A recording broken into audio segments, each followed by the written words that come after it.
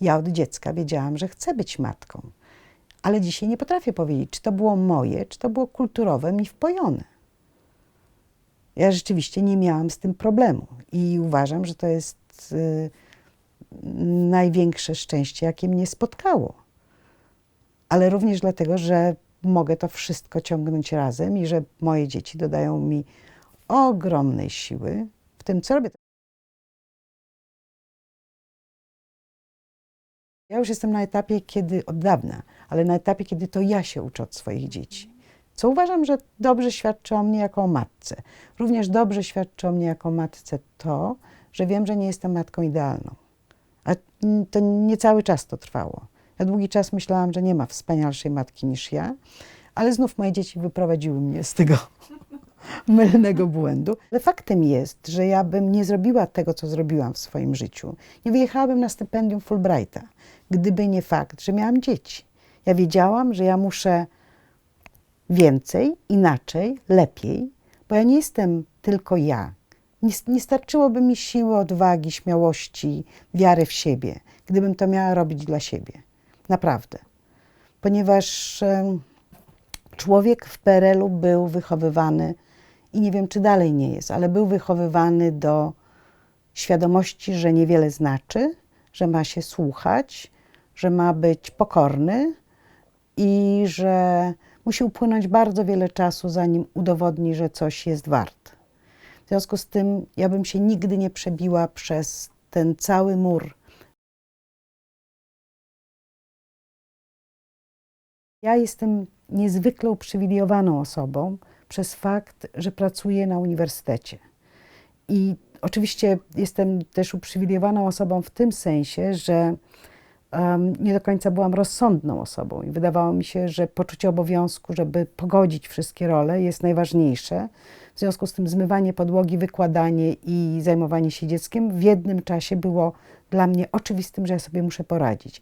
Ale też jestem uprzywilejowaną osobą przez to, że chociaż miałam okropne warunki mieszkaniowe, bo mieszkanie z rodzicami, którzy są cudowni i uroczy, ale 5, a potem 6 osób w 2 pokojach, to nie jest łatwe życie.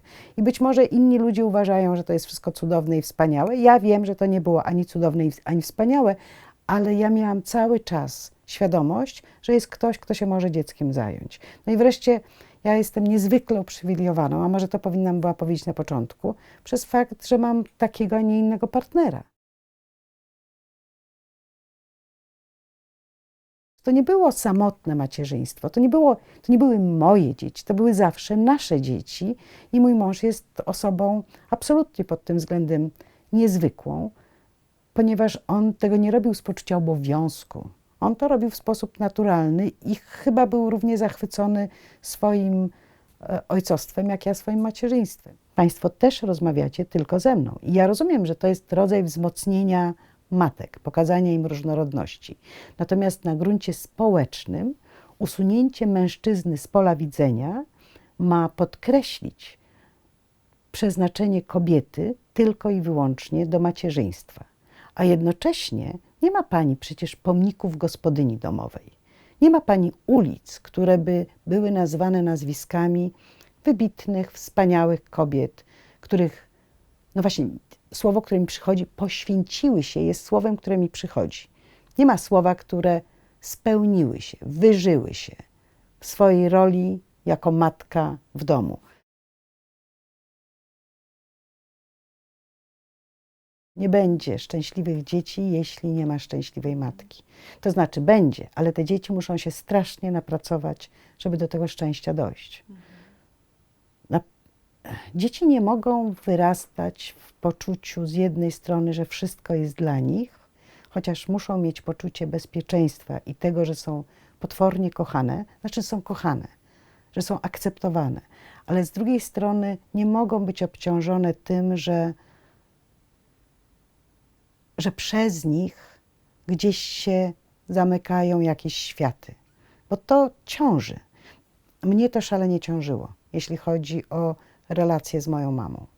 Choć świat był inny i jej życie było inne i prawdopodobnie to, że miała właśnie pracowała, oboje rodziców pracowała, ale to, że miała normalny dom i że nie miała głodu i że mogła liczyć na to, że na drugi dzień znów nie będzie głodu i że będzie spokój. Prawdopodobnie dla niej to była wartość ogromna i ja bym nie chciała dożyć czasu, kiedy będę w pełni rozumieć taką wartość. Bo to by oznaczało, że się cofamy do czasów, z których ona wyszła. Mama była po obozie koncentracyjnym w Oświęcimiu, a mój ojciec po 5 latach niewoli. Więc to jest pokolenie, no właśnie, to jest pokolenie, które zaraża kolejne pokolenie przeżyciami wojennymi. I ja mam nadzieję, że już może moja wnuczka będzie od tego wolna. Ale czy do końca, to też nie jestem pewna. Kiedy się ucieszyłam, słysząc, że drugie dziecko to dziewczynka, usłyszałam od pana doktora, bo tak pani pewnie musi. Co chłopak, to chłopak. Chłopak jest ważniejszy. I to był też moment, w którym zaczęłam studiować, dlaczego ważniejszy jest chłopak. Jak pani się przyjrzy najróżniejszym kulturom, to oczywiście od Chin po Europę urodzenie syna jest dużo ważniejsze niż urodzenie córki. I nabywanie własnej godności jako człowieka u kobiety zaczyna się nie od urodzenia w ogóle, tylko od urodzenia chłopca. I nie chciałabym, aby to, co mówię, było przegięciem w drugą stronę. To znaczy nie chciałabym deprecjonować faktu urodzenia chłopców. Niechże się rodzą. Natomiast to, że jeszcze w dalszym ciągu istnieje ta od początku dyskryminacja, która się bierze z tego, że to ma być chłopiec. Natomiast już dzisiaj zdarza nam się, że jednakże jest miejsce do refleksji. Miejsce. Niewielka przestrzeń. To nie jest codzienność i to nie jest dyskurs i sposób analizowania prawa, który jest powszechny, ale zdarza się przestrzeń, gdzie możemy zakwestionować główną zasadę, mianowicie taką, że prawo powinno być neutralne płciowo. Nie jest. Jeżeli tworzy prawo jedna grupa, to siłą rzeczy opiera się na swoich doświadczeniach, siłą rzeczy prezentuje własne interesy. Ja już dzisiaj jestem w stanie pani przerobić artykuł po artykule, który wygląda na neutralny i pokazać, jak bardzo on neutralny nie jest w samej treści, a następnie jak bardzo to prawo nie jest neutralne w stosowaniu. Natomiast styl narzucają panowie. I ten styl jest reprodukowany nie tylko przez panów, on jest w dużej mierze reprodukowany również przez panie, które chcą uchodzić za poważne, chcą uchodzić za inteligentne, chcą uchodzić za będące w głównym nurcie. Trzeba być bardzo świadomą kobietą i trzeba przejść naprawdę przez dobre studia genderowe, żeby nabrać takiej pewności stania na 2 nogach, bez poczucia winy i bez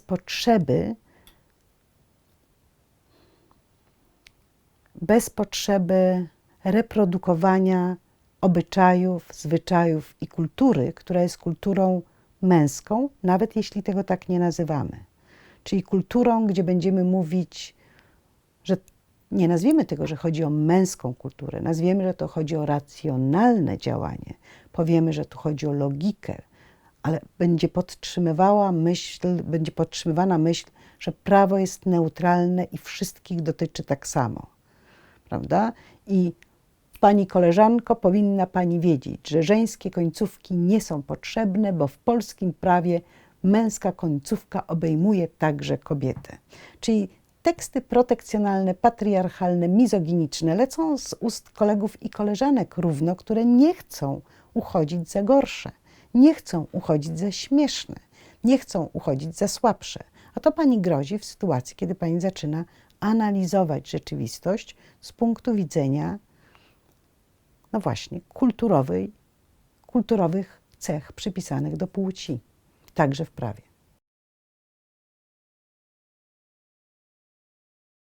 Ja bym bardzo nie chciała przekazać takiej wiedzy kobietom, że one muszą być matkami. Ja bym raczej im chciała przekazać taką wiedzę, że nie muszą być matkami i że nie powinny być matkami z poczucia obowiązku. Ja się uważam za osobę niezwykle szczęśliwą. Potrafiącą się cieszyć tym, że jest dobre powietrze, że jest spacer, że że idę i piję kawę z przyjaciółmi, ale pewnie jest to możliwe właśnie dlatego, że mam poczucie totalnego spełnienia się w roli również matki i poczucia, że mam dobre życie rodzinne.